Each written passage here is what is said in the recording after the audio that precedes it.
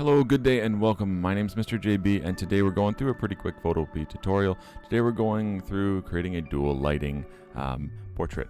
To start, we are going to end up using our select because you can just start this with any image. It doesn't have to be black and white. We're going to remove our background to start. It's going to take a second. I will see you all in a second once this is done. Lovely. With my background removed, I'm going to press this half moon, which is my new adjustment layer. I'm going to select color fill and I'm going to go down and I'm going to create a black layer. I'm going to drag that below my background layer, and then I'm going to select my image that I used, and I removed my image of Marty and Moog, and I'm going to have them selected, not the one on the right. I'm going to go to image, I'm going to go to adjustments, and I'm going to go to black and white. Now you can end up doing some adjustments to create some different hue, contrast. Spend some time doing this to make it look the way that you want it to. I'm just going to do this really quick. Now new adjustment layer again, you're going to select color fill and you're going to select the colors that you want. I'm going to select red for now.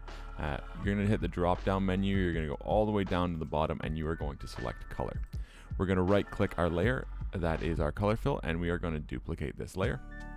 We're going to double click on the color square and then you're just going to select whatever color it is that you want. Now obviously this isn't where we want it, so we're going to end up selecting our brush tool, making sure that our brush color is black. Selecting the white box on our top layer. We're going to select our brush type to be soft round and we're going to make the size fairly large. Now with that we are going to end up brushing just on the outside. If you were doing something like a larger image, you might just be doing one side, you might be doing two sides, depending on what it is you want and how you want this to look. With that, that's all this is. It's super straightforward, a super quick tutorial. There's lots of ways to do this. I find this to be the fastest and the most effective.